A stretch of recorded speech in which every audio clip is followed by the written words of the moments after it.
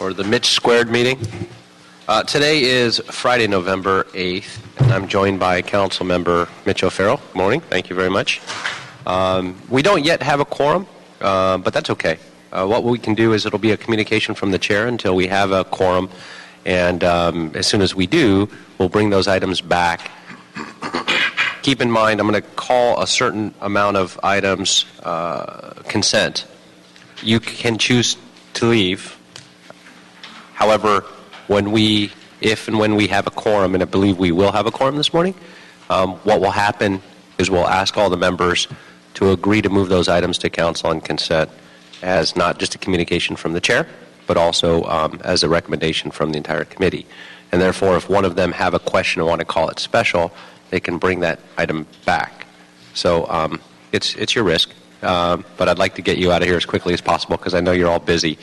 Also with that, since we don't yet have a quorum, and under the Brown Act, the general public comment is usually reserved and waited till we have a quorum. But if you'd like to speak now, Mr. Williams, we only have one comment card. You can please do so if you'd like. I'll defer. You'll defer? You want to wait or not have your card heard at all? You'd like to wait? Wait until we have a quorum for that? I'll wait. Okay.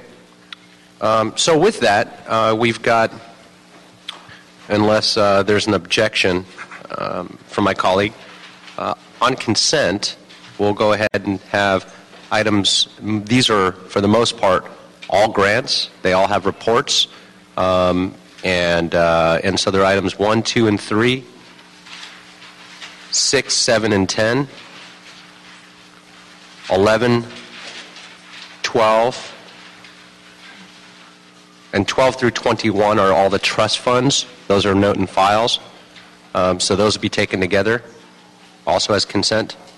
22 is a donation. 23 is another donation. We also want to thank UCLA for those funds for the donation in the Hollywood Area Station break room, that donation as well.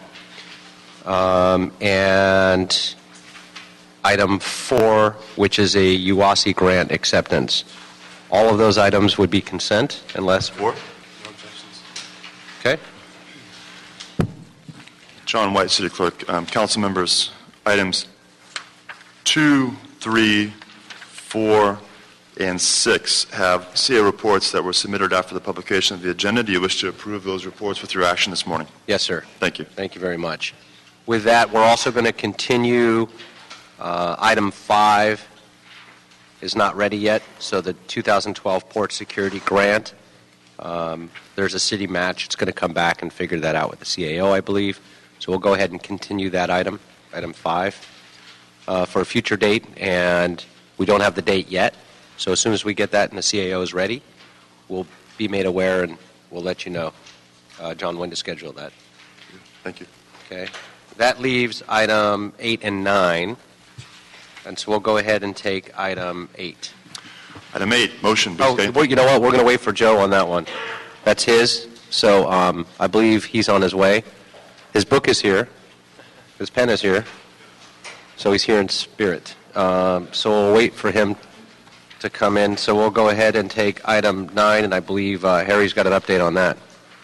Item 9, motion Englander Parks relative to instructing the LAPD and requesting the city attorney to draft an ordinance regard to its respective revised filing guidelines memorandums for direct citations to include an in-depth analysis of the rationale for the change being recommended, anticipated impacts, and a history of crimes that may be filed as misdemeanors or infraction offenses are cited and prosecuted, and further direct the LAPD to delay implementation of its July 25th, 2013 memorandum. Excellent. Good morning, Councilman. Per your request... Can you state your name for the record? Oh, sorry. Harry Edo from LAPD. I knew I recognized you. Yes, good morning. The department's report is nearing completion, will be in the approval cycle, and we anticipate that it should be scheduled before the Board of Police Commissioners on the 19th of November. And then from there, it'll be transmitted to this committee. Okay. Okay, so what we'll go ahead and do then is, if that's your request, that we'll wait for it to go to the Police Commission, and then we'll schedule it as soon as that report's finalized, goes through Commission, and then comes here. We'll go ahead and hold that in committee, and we'll continue that item. When do you anticipate that? The 19th, you said? They should hear it on the 19th, so it should, Okay. assuming... We can either bring it back the 22nd. I believe we have an incredibly full agenda on the 22nd already. So if it's not the 22nd, it'll be soon thereafter. Okay. We'll let you know. Great. Thanks for the update. Great. Appreciate that. Thank you. We now have a quorum, and I'm joined by council members Joe Buscaino and Mike Bonin as well. Thank you. Good morning. Good morning. With that, colleagues, we took a number of items already on consent, but they were communications from the chair without a quorum, and now that we have a quorum, we can go ahead and rehear those on consent from the entire committee unless there's any objections. It was items 1, 2, and 3, and 6, 7 and 10, 11, 12 through 21, which are trust funds from all the divisions. Those are their station funds, notes, and file. Items 22 and 23, which were donations, one from UCLA for a DUI study and another for the Hollywood area station break room, and then a UASI grant and acceptance for that for the 2013 program as well. And with that, we've continued item 9 as well as 5, which left item 8. So unless there's any objection or any of my colleagues would like to hear any of those specific matters? Okay, so that'll be, if you're here on any of those items, you have no more risk unless they want a reconsideration, and that's a whole other matter. But we'll send them forthwith, so now there is no risk. All right, can't bring those back. Oh, you come, we all lose. Enjoy your weekend. Thanks for coming in this morning. Appreciate it. Thank you. Okay, with that, that leaves item 8, and I'll turn that over to Councilmember Joe Buscaino. Thank you, Mr. Chair. And this is an item that really sparked some, in response to what's happening in my area. I'm sure other colleagues of mine are also dealing with this high number of registered sex offenders in our respective districts. I want to call up the Los Angeles Police Department. I have a series of questions, and then I have some direction for the police department on some report backs. This is in response, again, to a high concentration of sex offenders in the Wilmington Harbor Gateway community. And we have members of the REACT team here. Oh, Commander Hayes, good to see you, sir. Morning. Morning. How are you, sir? Good to see you. Morning. My former captain of Harbor. Good to see you, sir. So Thanks. I am well acquainted with your problem. Yes. For the record, it's William Hayes. I'm the captain and commanding officer, Robbery Homicide Division. If you can, sir, walk us through REACT and what their roles and responsibilities are, how many officers are assigned to the REACT team, and what happens if these sex offenders are in violation of their parole probation. And as you know, we've done a number of parole compliance checks with, and that was some of the direction that you gave us as senior lead officers in the harbor. And then also, we'll talk a little bit about some state law, specifically Prop 83, and how much of an impact it's had on public safety. Okay. Hey, let me start with the way that the city is divided up is there are REACT programs, which are officers specifically dedicated to go out and check for compliance, and it's by individuals that are 290 registrants or former sex offenders. We're the only department in the country that has full-time officers dedicated, that's their sole responsibility. With that being said, the way it's broken up, Valley Bureau, West Bureau, and Central Bureau all have it as a bureau function so that the individuals work out of the bureau and hit all the divisions in that area. South Bureau has it where it's set up that the REACT officers are specifically assigned to the commands in which they work. Each has their benefits depending upon that individual bureau chief's beliefs. Right now, the way it looks, you have And I'm going off of the 2012 reports because the 2013 are continually changing. But in 2012, there were 12,000 registered sex offenders that we registered or updated information on them during the year. Of that, and to make sure you understand exactly what the requirements are on the registration, it's an individual that's been booked for, or arrested and convicted of a sex offense. They have 5 days in which to register after incarceration, and then annually within 5 days of their birth date. That they have to go to their local law enforcement agency and register. Anytime that they're incarcerated for 30 days or more, or upon their release, they have to re-register again. And if an individual is what's considered a high-risk individual, well, they have to register every 90 days. And then the only other one is if you become a transient, you're required to register every 30 days as well. We have a number of programs that we look at that do the compliance checks that Councilman Buscaino spoke to. That's going out and making sure that each one of the individuals is in compliance, and so they're either parole, probation, or 290 status, and that they're doing the things that they're supposed to do and don't have anything that's in violation of that. Again, as I indicated, there were about 12,000 registrants or registrations that occurred during 2012. There were 8,400 compliance checks. There are several programs that do it. We do it individually, as we talked about within the commands, and the officers that are dedicated to that not only do the registration, could go out and do compliance checks on a daily basis of the individuals. We work in conjunction with task forces, which brings in parole, both individuals on the state and federal level, including parole, probation, marshals, et cetera, so that they're all going in. There's another program that's involved just in the city of Los Angeles, and that's LA Saves. That works with the city attorney's office. Last year they did 58 operations. Of that, Los Angeles Police Department was involved in 13. Those specifically look at individuals that are on parole or probation and that are sex offenders that live within areas surrounding schools, and that's the specific program. In that, they looked at 1,450 locations, and like I said, we did 13 operations with that.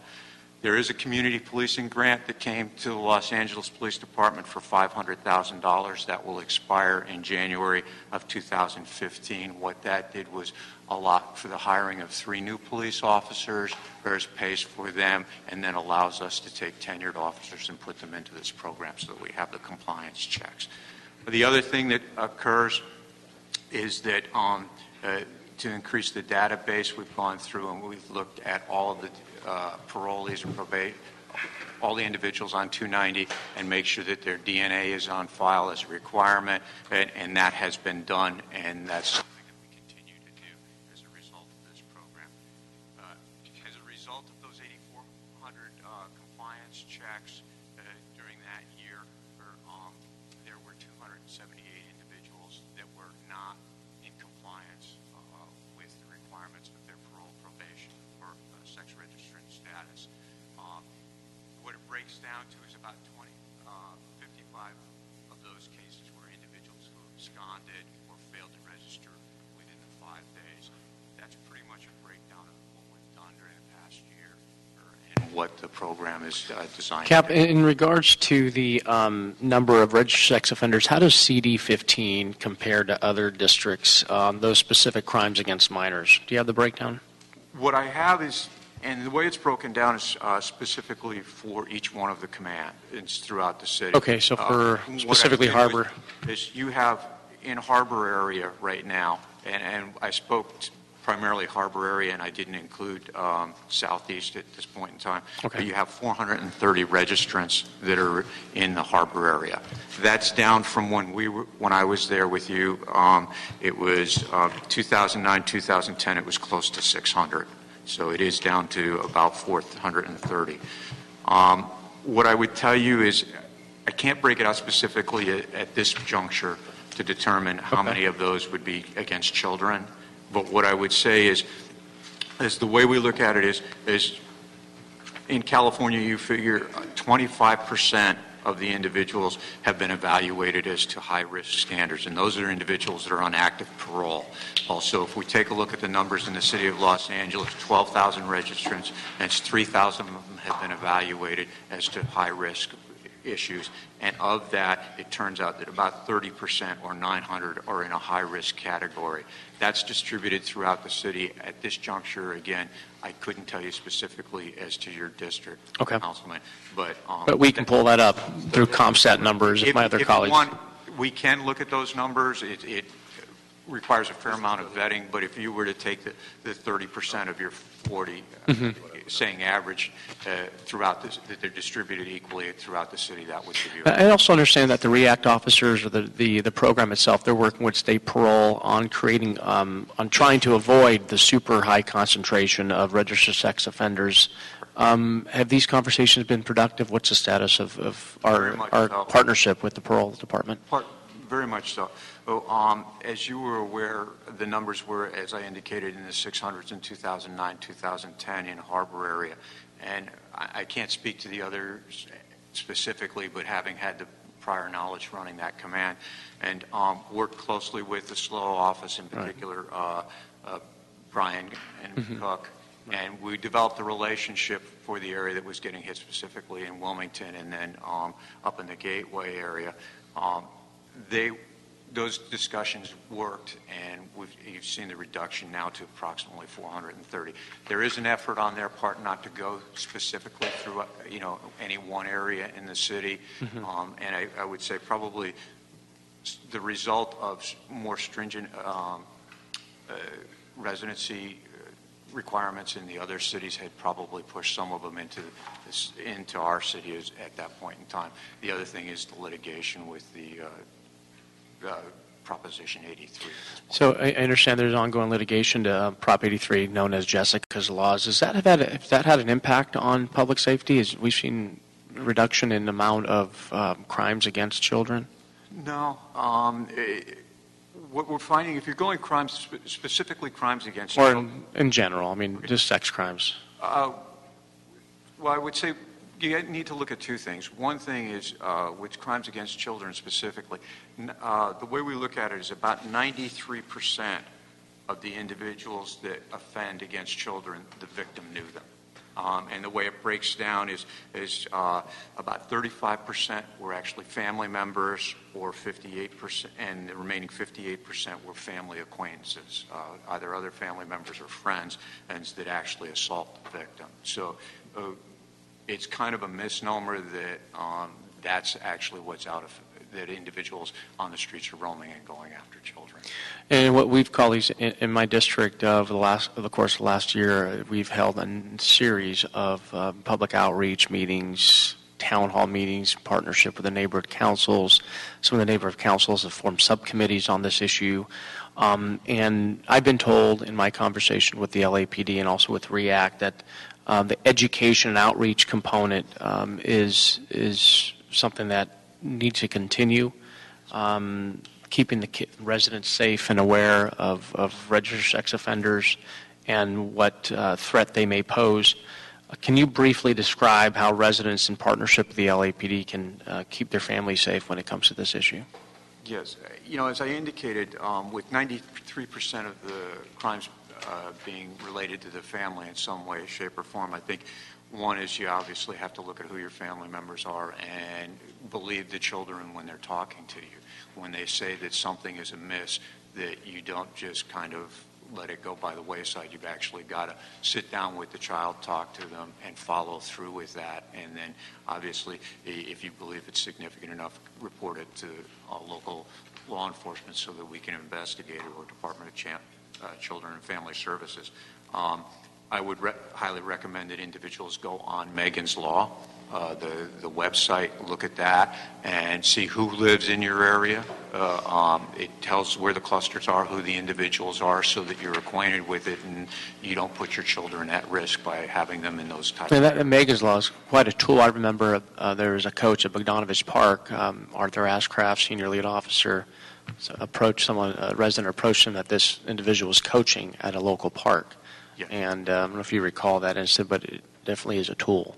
Yeah, it's unbelievable, and the restrictions are already there under Megan's law, specifically the residency with the parolees, the 2,000 feet of either a school, a home, a school, a park, or any place where children congregate, so it can be enforced that way. And I was told PD strongly advises not to expand the restrictions, the residential restrictions. Can you tell me why REACT is keen to see more residency restrictions and not to have more resident restrictions in place? The concern with the residency restriction is we already have some in place, and making them more stringent and would turn the population of sex offenders into transients rather than having specific addresses. As they can register as a transient, as I indicated before. So what happens is the individual comes in, they put themselves at a specific address wherever they are at that point in time, and then for the next 30 days, you have no idea where the individual is, and then they can go and register again. That doesn't require that they come back and register, or if they lived in your council district, that they come back and register in Harbor area. They can register anywhere in the state of California. So what happens is, for 30 days, we really have no place to go monitor them. If we keep the restrictions the way they currently are, that individual is in a specific place. We have the ability to go out with the compliance checks, go in and see if they're abiding by the rules that they have to. And we can also know if the individual is starting to exhibit behavior or that could become problematic.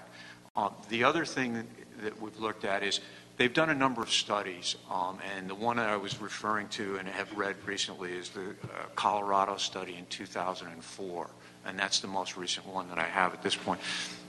What they found is by putting more stringent restrictions, residency restrictions, you increase the transient population of the sex offenders, as I've indicated.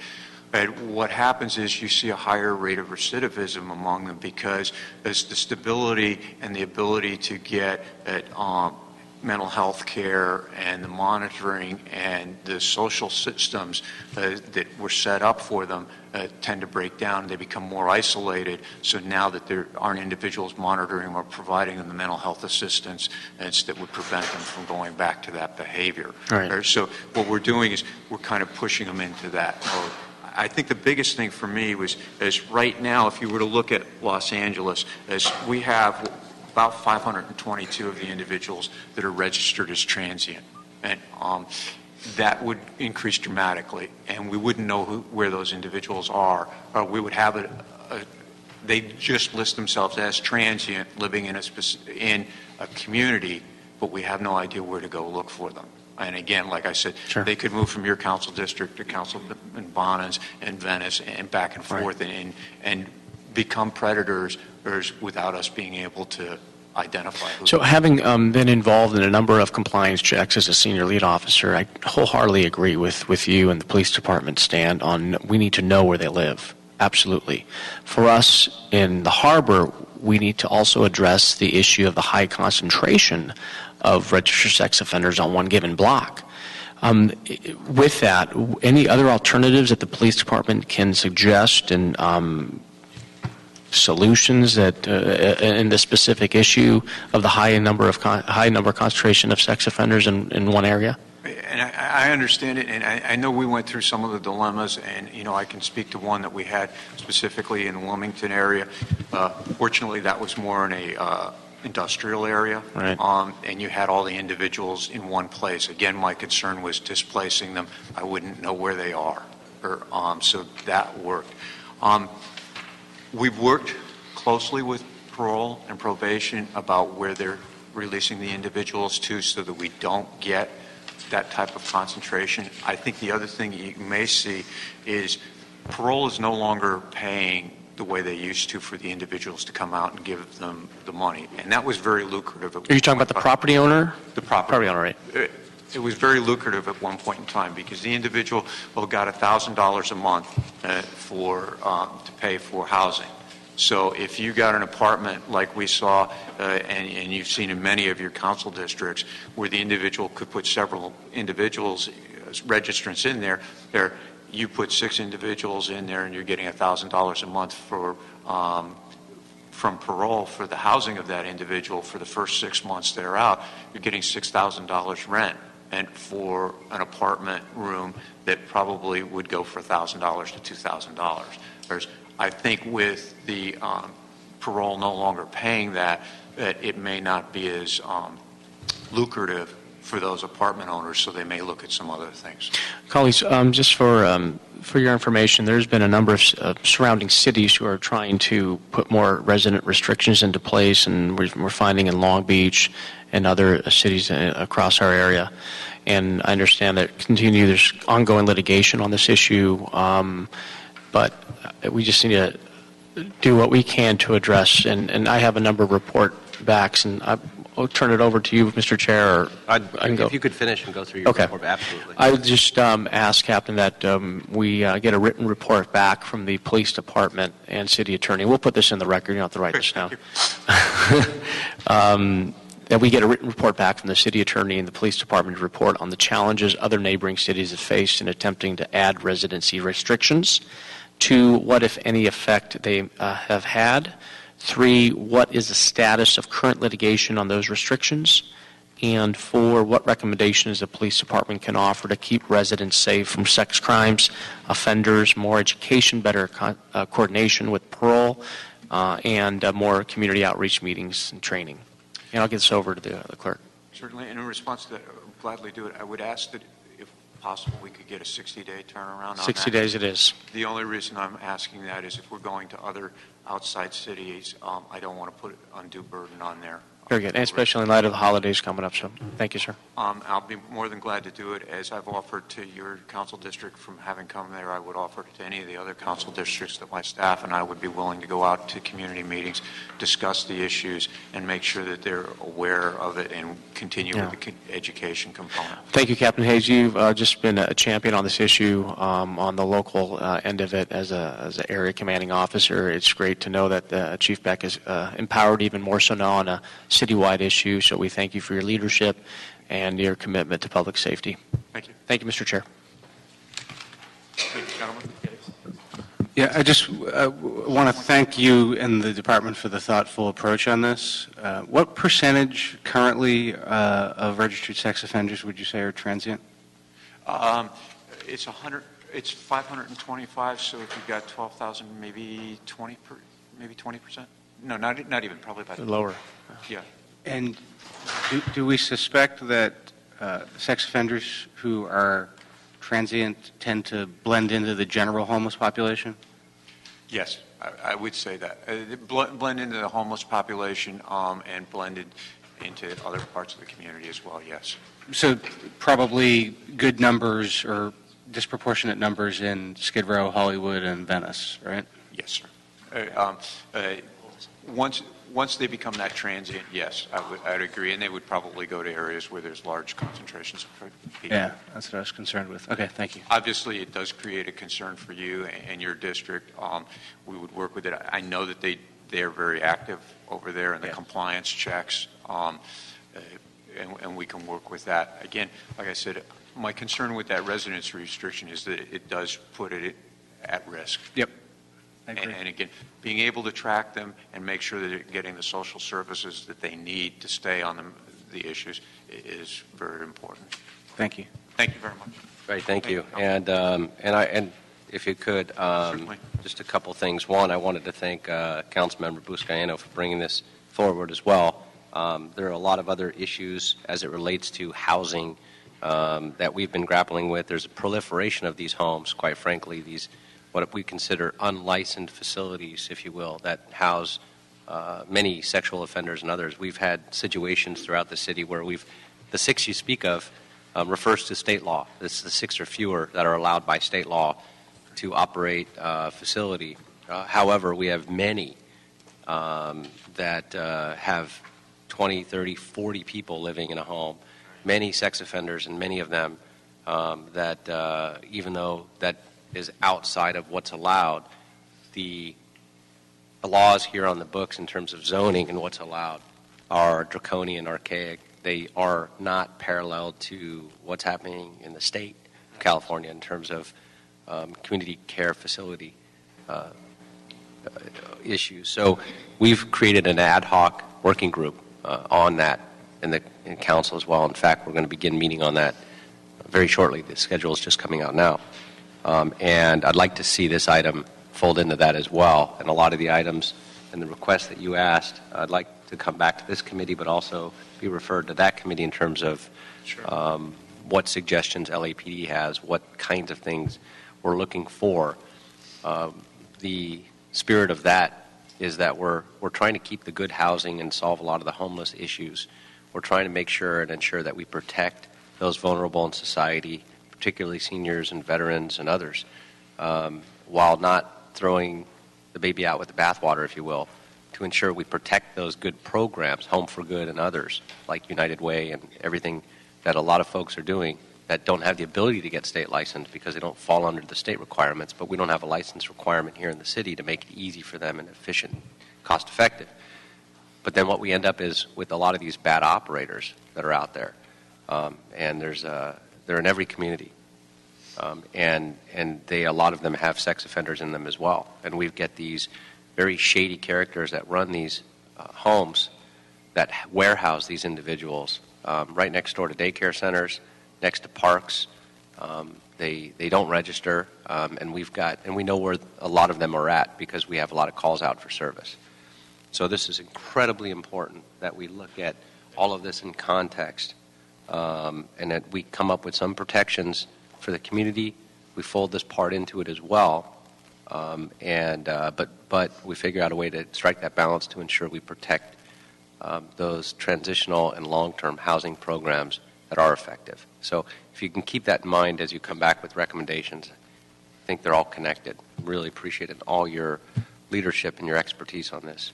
So, having worked in the harbor area, I know the sober living issues, the homes were a significant issue for us there as well, because as you indicated, there's no regulation on the smaller homes that don't provide care for the individuals.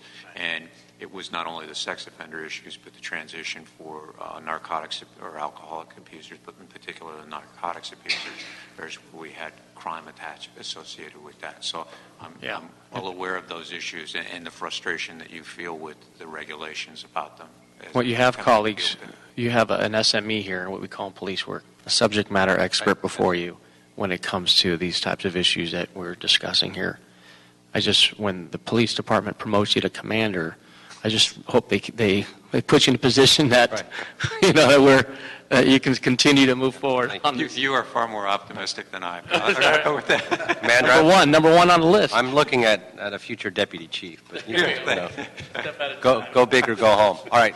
Thank you very much. Really do appreciate it. And we'll go ahead and keep that item in committee with the report back, and also refer that report back to the Community Care Facility Ordinance Working Group ad hoc as well. Excellent. Thank you very much. And then we have one speaker card, Dr. Tom Williams. You also have items 24, 25, and 26 remaining? We do. I apologize for that. So items 24 will be on consent as well. It'll be the police community together with the West Los Angeles Community Police Station. That's a refurbishment of a courtroom. It's a donation of $33,875. But let's read into the record what the name of the room is. The name of the group is the Police and Community together with the West Los Angeles Community Police Station. I don't have the actual name of the organization donating. Oh, no, it's being named after Councilman Rosendahl. Oh, wow. I didn't have that in the report. Yes. Oh, okay. Well, reconsider. Yeah. Oh, great. Why don't we just call it the great group? Yeah, it was fantastic. Okay, nice. Well, you'll let us know when that dedication is, if you would, so we can all be there. And then item 25 is the graffiti apprehension reward payment of $1,000. Those are always great to pay out. Those are for payments that lead to the identification, arrest, and conviction of individuals committing vandalism and graffiti. So we're always happy to pay those out, which means we nabbed another one of those. And then item 26 is the annual expenditure report for the Inmate Welfare Fund. This is a fund that's overseen and controlled by LAPD, but it's mandated that it's separate from any city fund. And so this is just the annual report to go with that. So we'll go ahead and send that on consent as well. All three approve? Yes. Thank you. Without objection? All right, and then Dr. Williams, thank you for your patience, sir. You were here bright and early. How are you this morning? Still here. Still here. How are you this morning? Number one. Good. Excellent. Number two, Dr. Tom Williams, LA 32 Neighborhood Council, regarding a new thing that's arisen in the LA Fire Department. Changes are underway. About a week ago, the LA Fire Department came to the LA Neighborhood Council Coalition and gave a presentation regarding community-based strategic plan. This is very good. They don't quite understand what a strategic plan is or how they're going to implement it, but that's another issue. One of the elements that they did bring up was also a requirement from the City Council for them to consider above-ground storage tanks for hydrocarbon. Especially U3 have issues regarding that. Wilmington, Elysio Canyon, and Playa del Rey. Remember in January, there was a very large explosion and flaring at the Playa del Rey gas storage facility. CPUC basically has shut down the Montebello Southern California Gas Company storage because they were leaking too much and they were actually lying about what was happening at Montebello.